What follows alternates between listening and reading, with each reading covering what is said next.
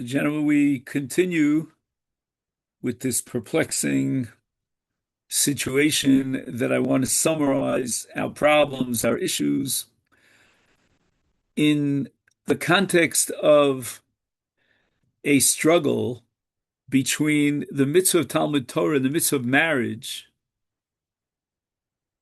The Rambam addresses this struggle, this confrontation, if you will, this tug of war in two different places. He has it once in Hilchas Talmud Torah, and a second time in Hilchas Ishus. And that itself was a question unanswered, why the Rambam brings it down twice. He never does that. But the question becomes much more intriguing when we compare the two Rambams.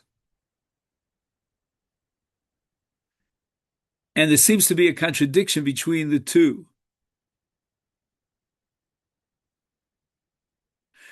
Whereas in Hilchas Talmud Torah, the Rambam writes, Li'olam yilmad adam Torah v'achar kach yisa isha, emphasizing the word li'olam. The Rambam establishes an absolute rule that Talmud Torah takes preference and pushes off the mitzvah of getting married.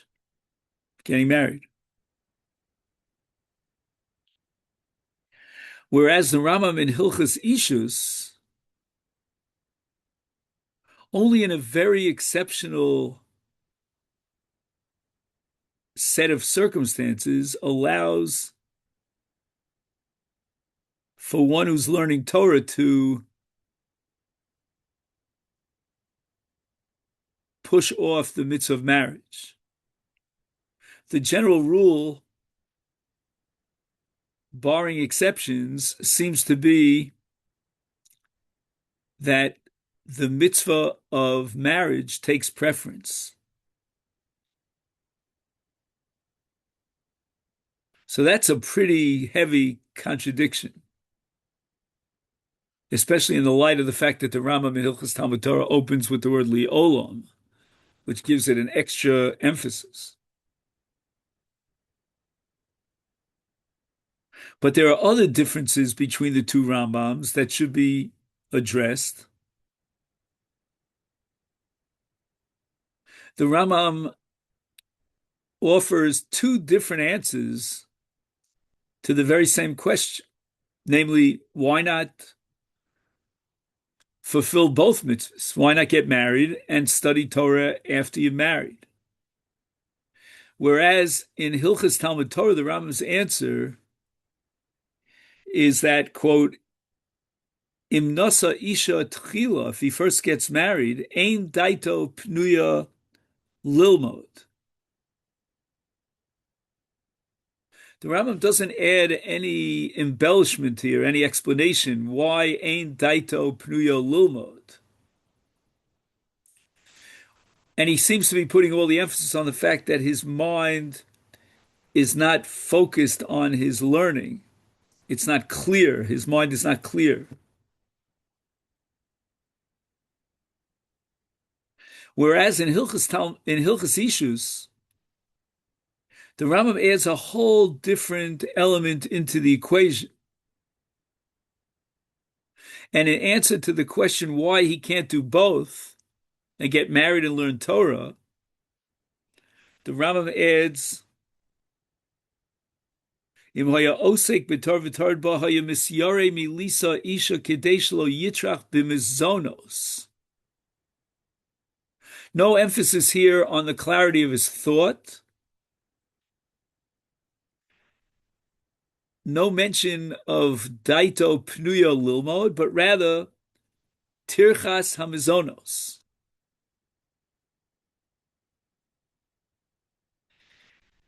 And if tirchas hamizonos makes it impossible for him to be mekayim shteihem,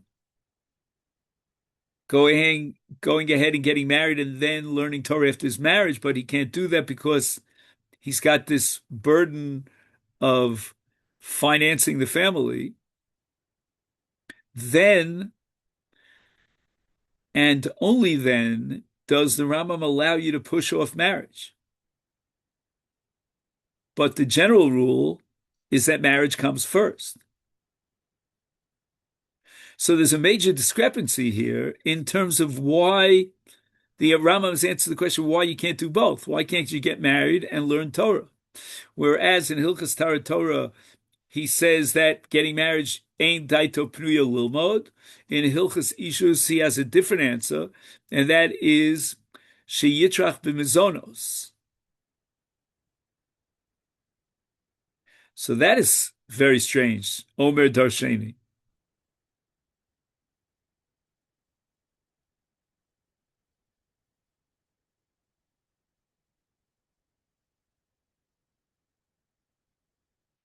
Now the plot goes even thicker, because the Rambam in Hilchas Talmud Torah admits that there's one point after which you have to get married. You can't just continuously, endlessly postpone marriage. But he offers an explanation which does not appear at all in Hilchas Ishus. And that is Yitzro Miskaber Olav.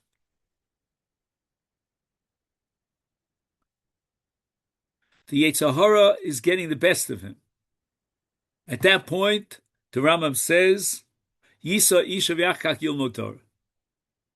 Which in and of itself is a little bit strange because the Rambam opened up with saying the Olam.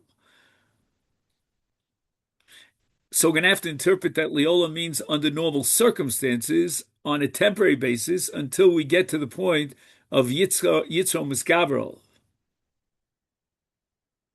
In Hilchas Ishus, that element, that factor of Yitzro Miskaber has no mention. It's not a footnote. It's not indicated at all in the Rambam. And on the contrary, the Rambam seems to assume that the rule is, as we said over and over again, that you get married. So the Rambam doesn't have to justify getting married based on Yitzro Miskaber Olav, because that is the fundamental principle. On the contrary, the Rambam Hilchas Ishus is looking for the exception to the rule, in which case you could delay the mitzvah of marriage. And that's where he introduces the Tirchas HaMezonos. And finally, the last discrepancy between the two Rambams is that whereas in Hilchas Ishus, the Rambam invokes a principle called Osek b'mitzvah poter min ha-mitzvah to justify why he is delaying the mitzvah of marriage. In Hilchas Talmud Torah, there's no mention whatsoever of Osek b'mitzvah poter min ha-mitzvah. Simply li'olam yilmad adam tchila v'akach yisa isha. So why is it that the Rambam in Hilchas Talmud Torah doesn't feel compelled to justify the preference given to Talmud Torah based on a osek v'mitzvah poter min mitzvah, whereas in Hilchas Ishus he finds it necessary, he's compelled, if you will, to introduce li'olam yasa ha'osek b'mitzvah poter min mitzvah. We can add another couple of questions too, because the Rambam himself says that the exception to the rule of Osek b'mitzvah poter min mitzvah is Talmud Torah. So a person has no right to say, well, I'm learning Torah, I'm not going to do a mitzvah. And yet the Rambam in Hilchas Ishus is saying, well, you know what? You're learning Torah, then you're poter from marriage. Because of Osek b'mitzvah poter min mitzvah. Very strange. So bad enough that the Rambam introduces something in Hilchas Ishus which is completely omitted in Hilchas Talmud Torah, but moreover, the Rambam introduces a principle in Hilchas Ishus which doesn't seem, as to the best of our knowledge, to apply to Talmud Torah. And the Rambam emphasizes this by saying, Kol shkein b'Talmud Torah. And yet, Gadol Talmud HaMevilu de Maisa. I mean, the whole essence of Talmud Torah is to prepare you for the Maisa. for the mitzvah in this case of marriage, and we're going to say, no, no, no. Forget about the mitzvah of marriage. You're involved in Talmud Torah, hosek b'mitzvah, potter mitzvah. Where do we find such a thing?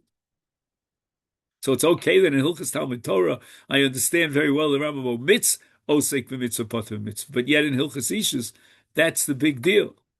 Osek b'mitzvah, potter mitzvah, v'kol shkein b'Talmud Torah. Another discrepancy between the two Rambams is that the Rambam in Hilchas Ishus introduces a new description of Talmud Torah, which he doesn't introduce at all in Hilchas Talmud Torah. And he says, Ve'im haya osek b'Torah v'tarud ba. What's that all about? No mention of that in Hilchas Talmud Torah. So the premise we're going to operate with is the following premise, that the total picture of what comes first, Torah or marriage, is got to be a sum total, a composite of both Rambams. We're going to have to sort of put together the two Rambams. Once having done so, we'll try to explain why the Rambam feels it necessary to split these issues into two, classifying one in Hilchas Talmud Torah and the other in Hilchas Ishus, as if to say there are two dimensions here. One is rooted in Talmud Torah, and the other is rooted in the mitzvah of marriage, which is the subject of Hilchas Ishus.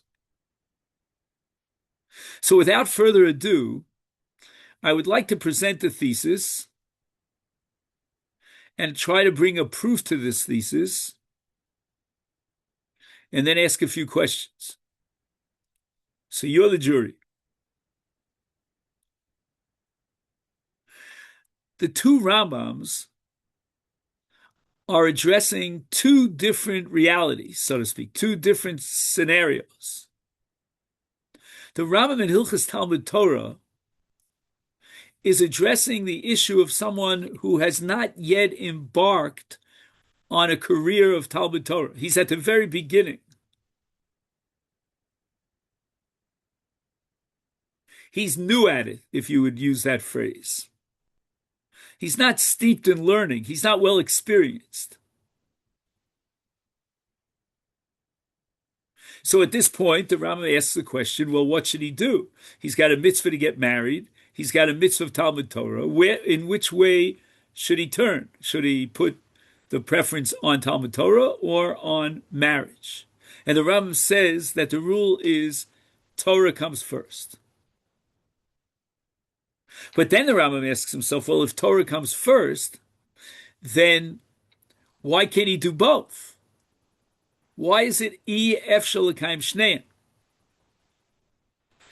And we're suggesting now that the Rambam's answer to that question is based on the very unique nature of the kiyum mitzvah of Talmud Torah, which is a relative kiyum ha-mitzvah.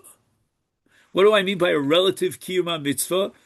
There are many different levels of the kiyum ha-mitzvah of Talmud Torah. There's the basic level, a person who reads psukim in the Torah, he reads Tehillim, anything in Torah B'chsav, he reads Megillas Esther. That's basic. And after that, there are levels upon levels upon levels. You may recall that I mentioned Hidur mitzvah. It's also a relative kiyum ha-mitzvah. You know, the Hidur mitzvah for you might be greater than the Hidur mitzvah that I can implement. I've got a budget. I can buy an esrog for 500 shekel. You can buy an esrog for 1,000 shekel. And your esrog is more beautiful than mine. But my esrog is more beautiful than 100 shekel esrog.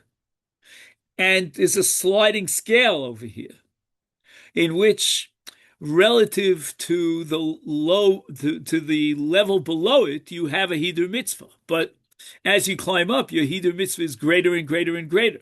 The Gemara at some point says, well, stop. You did enough Hidur mitzvah, ad shlish, or whatever it might be. But the idea of a relative kiyum ha-mitzvah applies to Talmud Torah. And the implication is that if you're capable of reaching a greater kiyum of Talmud Torah, which means that you're capable of his askus b'Torah, be'iyun, understanding the Torah on its deepest level, with insights and comparisons and analyses, and you instead decide you're going to sit in the Beis Medrash and read Tehillim, so afal pi, even though you're makayim the mitzvah of Talmud Torah by reading Tehillim, but you're mavatal Talmud Torah as far as the kiyum that you're capable of. And here's where the Rambam introduces what I call efshar l'kayim shnehem. Someone at the beginning of his career in Torah study, if he gets married, may be able to continue learning, but not on the level that he would be capable of if he postpones his marriage. Marriage is fraught with all sorts of, shall we say, distractions, emotional involvements, in which the mind is not quite that clear. And that's called, in the Rambam's language, ein daito pnuya lilmod, because now he's going to have to forfeit that kiyum mitzvah that potentially he could achieve, because he's at the beginning of his endeavors or his career in learning Torah, and the sky's the limit. He could really get very advanced, learn be'iyun gadol. He could go to the best yeshivas in Toronto, in Lakewood, I don't know where you want to go, and he could really reach great heights. And instead, he gets married, and his mind is full of all sorts of different things. That's what marriage and building a family is all about. And this, my friends, has nothing to do with finances. He could be the richest guy on the face of the world. It doesn't matter. Marriage is marriage is marriage. Whether you pay for it and you support your wife and family with money that you don't have or you will have, that's irrelevant. So that the Rambam understands that at some level getting married brings a beginner into a state of like cutting down a tree prematurely, which is a stump of a tree instead of an entire tree, that it's ein daito pnuya lilma, so that he forfeits that ultimate kiyum that he's potentially capable of reaching. And here's where the Rambam formulates the principle of li'olam yilmad adam tchila v'achak yisa isha. The Rambam then asks himself the following question: but how long could this go on? Are we talking about Ben Azai, who never got married? At what point in his career does he finally say Ad Kan? And here's where the Rambam introduces a phrase, a description of something called Yitzro Misgaber Olav. Now, we discussed at great length what that means, and we weren't sure what the Rambam has in mind. Does the Rambam have in mind that he's fighting the battle against his Yetzer Hara and he's losing the battle? Meaning he's having problems with Hurim Roim. He might be doing certain averos, which a person does in private. I don't want to go into detail. And he simply is a chote. He's a sinner. Or no, that's not, the Rambam is not talking about that extreme case. That extreme case is pshita. The Rambam doesn't even have to address that. Obviously, you have no heta to continue learning while you're sitting. I don't even know if your learning is worth that much. But rather, the second pshat that we offered is Yitzro Misgaber Olav means that the Yetzer is getting tougher and tougher and tougher, and he now faces the Yetzer Hara in a battlefield. Right, in boxing, we call it, they're in the same rink and they're fighting with each other. He's constantly trying to figure out how to overcome his Yetzer Hara. He's reading all these, he's seeing all these videos about Shmir Seinayim, how to overcome these things that you're not allowed to look at, and on his phone and on his computer. He's just in the throes of a battle.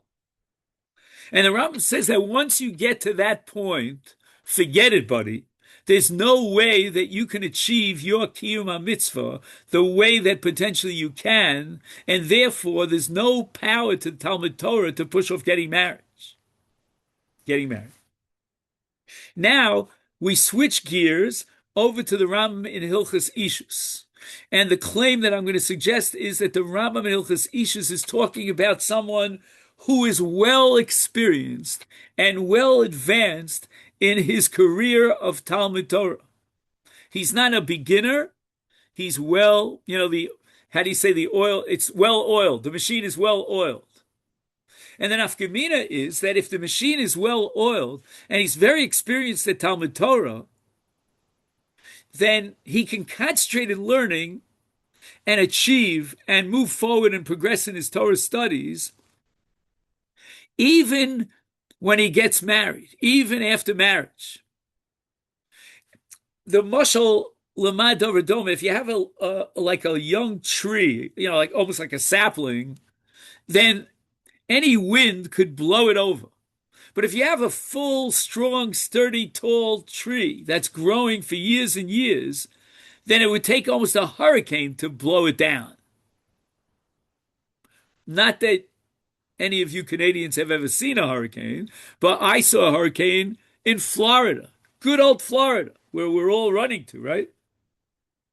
So my answer is that in Hilchos Ishus, we're talking about someone who is very well established and very sturdy and strong in Talmud Torah, and the distractions of marriage will not undermine his ability to concentrate on Torah, because he's already well established.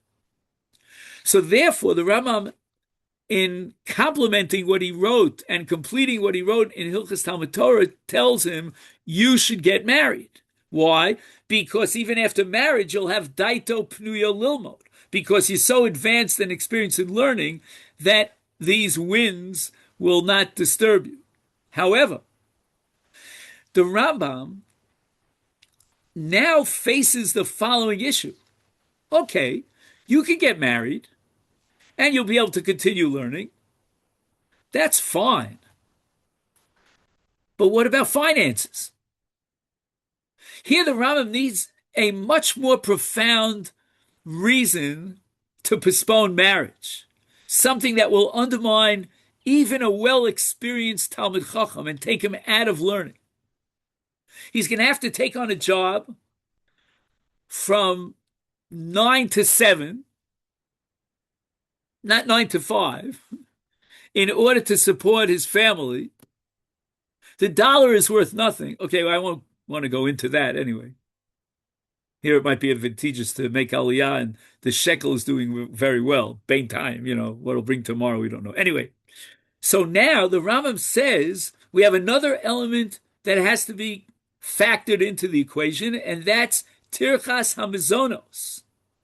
And tirchas hamizonos is going to undermine even someone who's advanced in learning, to the point in which the Rambam describes him as torud ba. He's mamish orangutan. I don't know, obsessed with Torah learning. I don't know how to say orangutan in English. I just remember my mashgiach in yeshiva used to say, "Medaftain orangutan in learning. You have to be mamish orangutan, right?"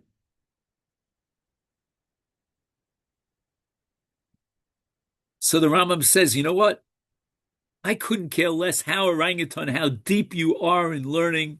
If you got to go out there and make a living, forget it. You will not be able to fulfill your potential in Talmud Torah. And therefore, the Rambam says, at this point, we go back to square one, and we say, you know what? What's the justification for your having to get married when we have a principle, as formulated in Hilchos Talmud Torah, li olam yilmad adam tchila v'achkach yisa isha. Ella, what are you going to say? Well, I can do both, because I'm so well advanced and firmly established in learning that the marriage will not distract me, so that it's ein daito pnuya lilmod. So do both. Be mekayim both mitzvahs. There's no confrontation here. It's not a fair struggle of war. On that, the Rambam says, you know what? We have to add another element to the equation, which is so profound that it will undermine even someone who's a great learner. He's really orangutan in learning, and that's tirchas hamizonos. But you see, the reason why the Rambam needs tirchas hamizonos in order to justify that he postpones marriage and end up with Ef Shelkaim Shneim and apply the principle Liolam Yilmot Tchila is different than in Hilchas Talmud Torah. Because in Hilchas Talmud Torah, he's addressing a case of someone who will be so disturbed and distracted by marriage that it'll be Ein Daito Pnuya. Because he's at the very beginning of his career, and in the situation where he's juggling a new marriage relationship, it won't be Daito Pnuya. He's not going to reach his kiyum. But in Hilchas Talmud Torah, in Hilchas Ishus, the Rambam is compelled to add another element to the equation in order to weigh it and balance it in favor of Talmud Torah. It's not enough to say, well, marriage will distract him, because the Rambam is talking about someone who's so advanced in his learning that marriage doesn't have to distract him. His mind is still capable of daito tzluyo pnuya. He can get into Torah on the deepest level. He's already advanced. He's Torah ba. But the Rambam says there's another element to the equation which would make Talmud Torah, which would undermine Talmud Torah, even for someone who's so advanced, and that is Tirchas Hamazonos. If you accept that approach, then perhaps we can answer some of the other questions that we raised. First of all, why does the Rambam split this whole discussion, bringing it down in two different places? One in Hilchas Talmud Torah and the other in Hilchas Ishus. Perhaps the answer lies in the following. The Rambam, when he's talking about Li'olam in Hilchas Talmud Torah, is firmly rooted in the mitzvah of Talmud Torah. He wants to establish that if we understand correctly the relativity of Talmud Torah, then we will be able to understand why Yilmod Torah Tchila V'Achak Yisa Isha. What I mean by relativity is that the Kiyum mitzvah of Talmud Torah is relative, and it all depends upon Daito Pnuya, since he's at the beginning of his career in learning. So the main factor here, or shall we say the determining element here, Lachriya Esakaf, is going to be Hilchas Talmud Torah. By contrast, in Hilchas Ishus, the Rambam is looking for a halacha that's rooted in the laws of Ishus. It's a halachic obligation that emanates from and is generated by the laws of marriage of Ishus. And even though the Rambam that we're studying here is in Perek Tezvav of Hilchas Ishus, where he establishes that if he reaches the age of 20 and he's not married, he's mevatel a mitzvah aseh. But way back in Perek Yud Beis, the Rambam establishes that marriage generates an obligation upon the husband to support his wife. And that's based on a pasuk in Parshas Mishpatim called Sher Ksus V'Onosel Tigra. And share and ksus are two different dimensions of support. One, share, has to do with food, with mizonos, putting food on the table. And ksus has to do with bigud, with garments and clothing. So my wife is talking to me about buying a gown because Mitzvah Shem, a week from this Sunday, our granddaughter's getting married. Wish me a mazel tov. So therefore, we have to get together a bunch of money to spend on a gown. And I keep asking her, well, can't you use the gown you used for the last wedding? But okay, sizes change and style, I don't know what. But I have new kavanas when I say Shalom Sani Isha. But now we get to the point in which, in the laws of Hilchas Ishus and the obligations that emanate from marriage, we have tirchas hamizonos, because the Torah places the responsibility of mizonos. Mizonos means both share and ksus on the shoulders of the husband. And the Rambam says that introduces a whole nother element into the equation. The Rambam says if it's Ein Daito Pnuya as a result of marriage, then there's nothing to discuss, because that we've already covered in Hilchas Ishus, in Hilchas Talmud Torah, when we established that the mitzvah Talmud Torah will be affected in a relative sense by Ein Daito Lilmod. So now the Rambam is saying, well, we can't address the question of Ein Daito Lilmod. We already covered that. That would be superfluous and repetitive. But the Rambam says Hilchas Ishus will play a definite role in the contest between Torah and marriage when it comes to the law of Mizonos, because that's a law that's rooted in Hilchas Ishus, in the mitzvah of marriage. So the mitzvah of marriage is not just to get married, not just to emotionally support the family, but it's also dollars and cents. It's also a financial obligation. And the Torah sees that as part of marriage. In fact, I'll quote to you the Gemara Makkas. The Gemara wants to know what happens if a man marries a woman on the condition that he won't support her. And the Gemara vacillates back and forth whether or not that comes under what's called Masnal Mashikosav Torah and Tro Batel.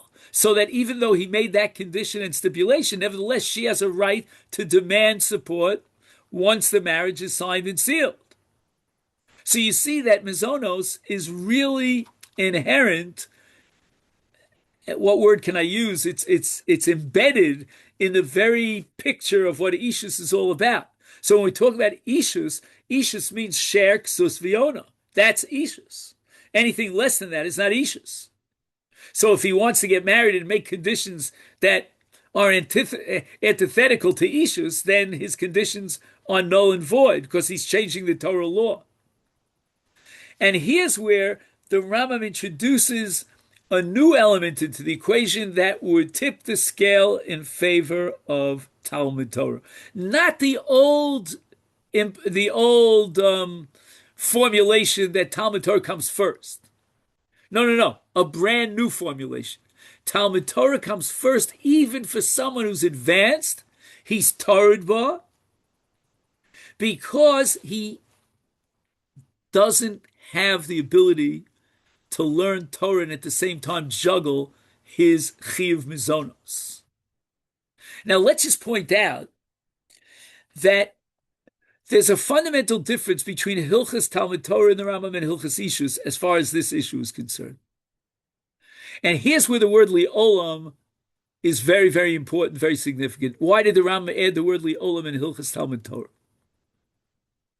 So let me begin by going backwards and starting with Hilchas Ishus. We say that the Rambam in Hilchas Ishus establishes a contradiction between marriage and even an advanced level of Talmud Torah, such that we're going to push off Ishus, push off marriage for the sake of Talmud Torah. That situation is conditional. It's very iffy.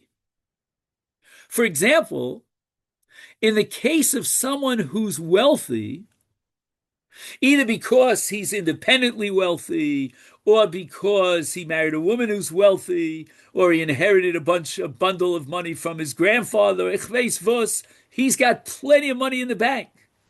He doesn't have Tirchas Hamazonos. So the Rambam in Hilchas Ishus is very conditional, if you follow what I mean. The statement that Torah should push off marriage because marriage will undermine his ability to learn, even though he's advanced and experienced because of Tirchas Hamazonos, that statement is really dependent on his financial situation. There's no separate mitzvah to go to work from 9 to 7. The Torah doesn't command you to do so. The Torah commands you to support your wife. If you could support your wife without lifting up a finger, then by all means continue in Torah. So I think we've answered all our questions except for one. And the last one is baffling my mind. Maybe you'll help me with this. Why does the Rambam in Hilchas Ishus feel compelled to introduce the principle of Osek b'mitzvah poter min mitzvah?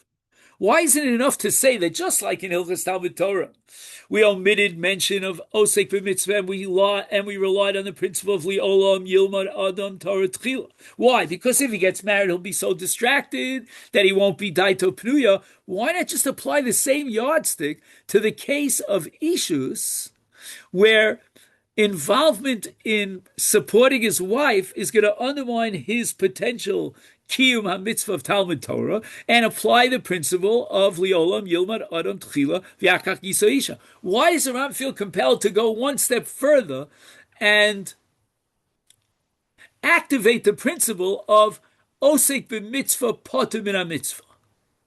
That's my question, and here's where I get stuck. So, Joe, you have something in mind? Just if the Rav's stuck, then I don't really I can't basically answer it, obviously. But I'm just wondering, is it possible that the Rambam is trying to emphasize the fact that marriage is also a mitzvah? In other words, he's bringing up these things that aren't necessarily. Again, I agree with you, Joe, that marriage is a very important mitzvah, but the Rambam in advocating or applying, I should say, the principle of Olam, I'm sorry, I see, of Osei Mitzvah Poter Mitzvah, he's advocating in favor of Talmud Torah. So it'd be very paradoxical to say that he's trying to tell you that Ishus is a great mitzvah when he's telling you not to get married.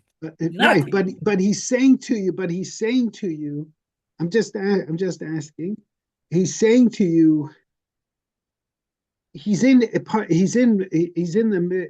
Indian of issues, and he's talking about Talmud Torah, and he's trying to make a case that issues is something, right? He's trying to make a case, and he's saying that issues isn't a strong enough case. He's going to continue on in Talmud Torah. So maybe a person will, in his mind, say, okay, there's not a lot of an issue with regards to, obviously, I should take on the Talmud Torah because there's not a large basis towards issues. So he's emphasizing, because he's in the halachas of issues. He's saying this is a mitzvah. This is a strong mitzvah.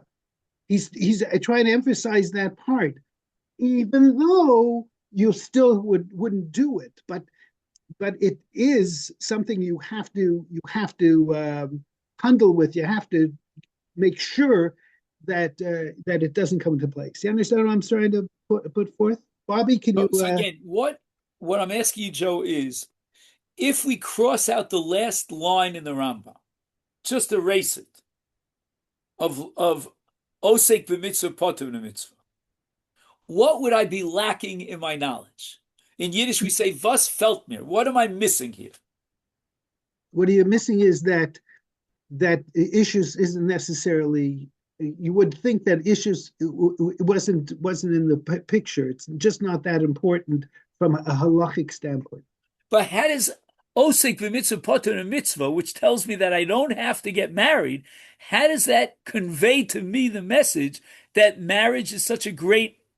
Even if you would have left it out, you just finished telling me that because of the mitzvah of marriage, you got to get married. That's what the Rambam says. The Rambam comes up with a very exceptional case where he's going to have to be toreach and torud b'mizonos.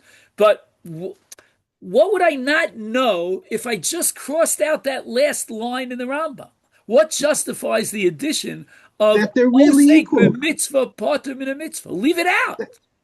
That it's a possibility that they're really equal. No? I would say. What do you mean they're equal? Give me an nafkamina. The Rambam has just finished telling me that he doesn't get married. He postpones marriage. So you've already told me he postponed marriage. What halachic issue or nafkamina am I missing now? What's the new nafkamina here as a result of osek mitzvah poter mitzvah? Do you mind if Bobby? I haven't heard from Bobby in ages, so I'm love, as we say. I missed a few various reasons. I'm sure. I was thinking you dropped out, but thank God you showed up today, so I know you didn't drop out. Anyway, what I was going to say is that in Hilchos Talmud Torah, the setup is that you have these two mitzvahs in front of you. It's not that you're already Isaac b'mitzvah. You have two mitzvahs in front of you, Ishus and Talmud Torah, and you say, okay, which one do you do first? So you'd say, La'olam Yom Torah v'achar kach so Isha. If you have these choices, it's not a question of Isaac b'mitzvah, poter min mitzvah. So that's what that's the subject matter of that halacha. Whereas in So wait, Hilchos, so 1 second, Bobby. Let's go half and then another half. The first half I understand very well. If you ask me why the Rambam omits mention of Osik b'mitzvah potun a mitzvah in Hilchos Talmud Torah, you're right. He's at the beginning of his career. He's got two paths, across, in the wooded area. He's got to decide. There's no Osik b'mitzvah here. But now we get to half number two. Why does he feel compelled in Hilchos Ishus to add this when he just because finished telling me not to get married? yeah, but why not to get married? In other words, Because he can't what fulfill the mitzvah of Talmud Torah. He's Torah b'tirchas hamazonos. We already no, know that in Hilchas Talmud Torah that if he can't fulfill the mitzvah of Talmud Torah, then li'olam yilmad adam tchila. And the Rambam reiterates that here, and he says that if he's worried about tirchas hamazonos, then he should push off his marriage. Period. And now at this right. point, I And think what I justifies understand what what justifies him? What justifies who's him this of guy pushing off Samson. the mitzvah? Anyway, yeah, what? What justifies him of pushing off the mitzvah? Because Isaac mitzvah potter in a mitzvah. So That's why what doesn't he mention? justifies. So Bobby, why doesn't he mention that in Hilchos Talmud Torah? He opens up and he feels no compulsion to add. He thinks that, you know what?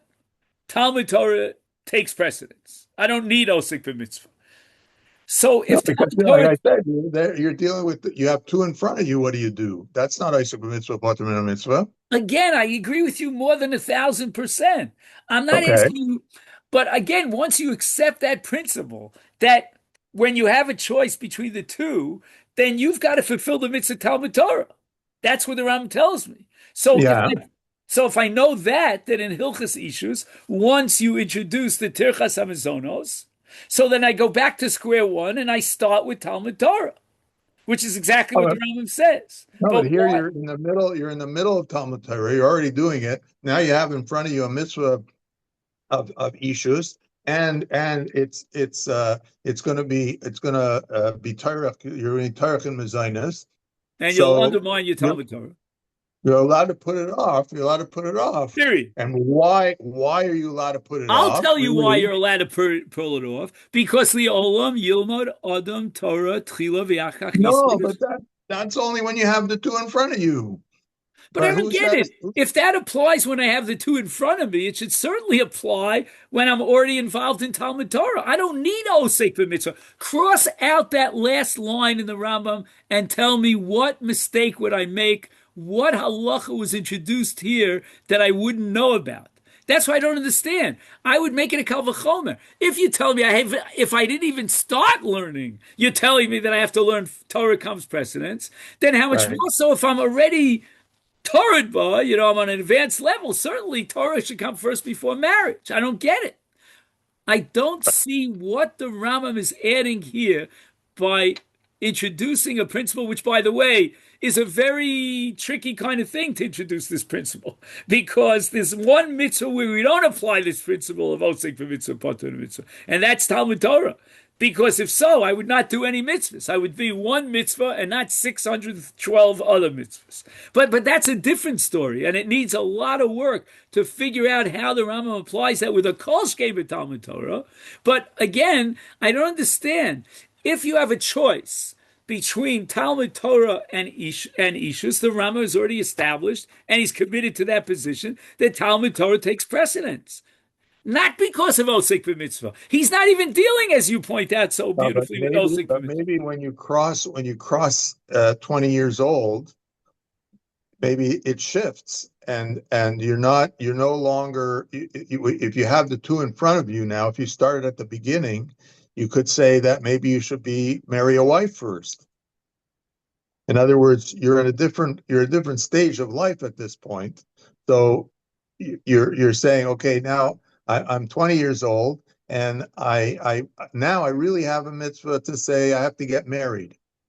And if I haven't started learning Torah yet, maybe I have to marry a woman first. Like, in other words, when I get to that point. So it's not necessarily that Talmud Torah is more important than marrying a woman when you're at that point where your chiyuv to marry a woman is upon you. like he says, Kivan Sha'agru Esrim Shana. In the first Rambam, I mean, that's not what it's talking about. It's talking about when you're a young guy, you're now faced where you're 18 years old and you have the opportunity to learn or to marry a woman. Say you got to learn. That's the first thing to do, and again, nothing to do with Isaac Mitzvah. Now you're 20 years old, and if nothing else was sort of in front of you, and remember to take your shtickle Torah that we're talking about a guy who already has learned, and now where he's at a different level of learning, so he really should say, I really need to get married now.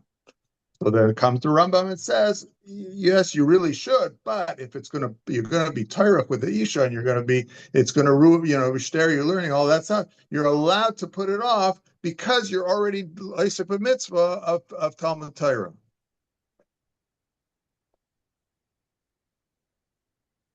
Bobby, I definitely agree with you about one thing, but I'm still not what you call nachadaita.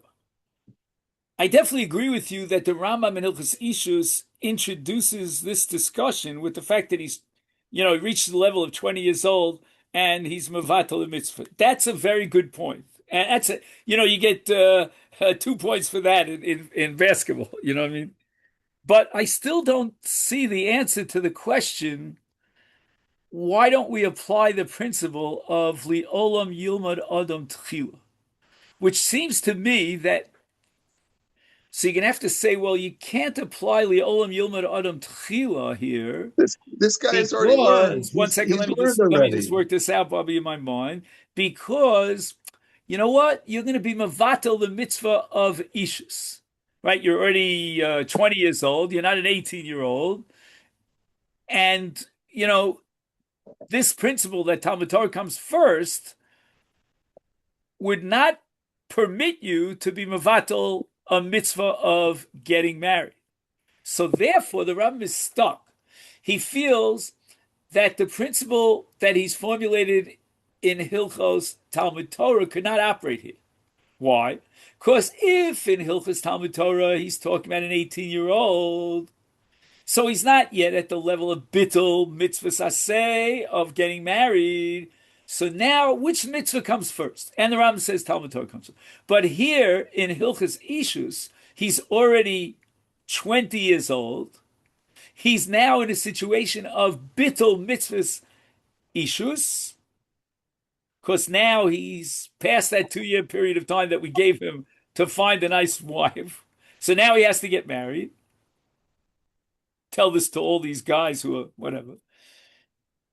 And now the Rama has a problem here because he can no longer apply the principle of Talmud Torah comes first because he's got to deal with bittul mitzvah saseh of ishus. Maybe we could add another element to the equation, the fact that, Talmud Torah is a lifelong mitzvah. So that that's where you get into the question, like you're saying, really, Isaac Mitzvah doesn't apply to Talmud Torah normally, but what we're saying here is that because he's going to be Torah and so he's allowed to put it off because it's still, you can say Isaac Mitzvah, Pater and a Mitzvah still can apply to the situation. And why does it apply to this situation as opposed to another situation? Because he's tired, so you're giving him a little bit of a pass to say, okay, you can put it off a little longer, because after all, you're not just dancing in the streets, you're learning Torah. Wait, let me just again. I don't want to keep you too long. We already, but let me just think. Yeah, unfortunately, I have to go. Actually, yeah, go ahead. I know we're overtime already. We're in overtime. I don't know. In hockey, is there something called overtime? I don't remember. Yes. Yeah. Okay. So you go, Bobby, and I'm going to try to digest this for another 2 minutes, and then we'll close shop. Okay, Shkef, yeah. So what we're saying now is that here we have to introduce the bittul asay of marriage, and it would not be sufficient to say that Torah comes first, because you're dealing with bittul asay. So if you're dealing with bittul asay, we have to find a new justification for delaying marriage. And apparently this new justification is a result or generated by a combination of A plus B. A is Torah and B is Tirchas Hamazonos. Just one second. And we could justify. No. I didn't say that right. It's A plus B. A is Torah, and yet marriage will generate Tirchas Hamazonos. That's A. That itself is not enough to tip the scale in favor of permitting you to delay marriage, because it's a bittul aseh. So therefore, the Rambam is compelled to introduce factor B, which is osek b'mitzvah potem in a mitzvah.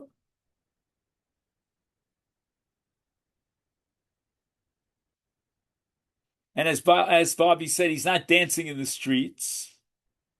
He's involved in Talmud Torah.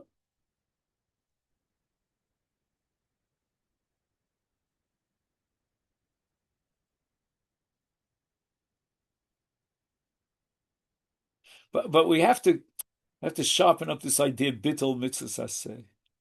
Okay, let me give it some more thought. I don't want to keep going from week to week. This is the second week. Call it the second in a series about marriage versus Talmud Torah. I'll end here. I think we're about 95% of the way there. We're missing, I think, one more clarification. We'll try to work on that. So let me take this opportunity to thank you and wish you a great week. Kol tov.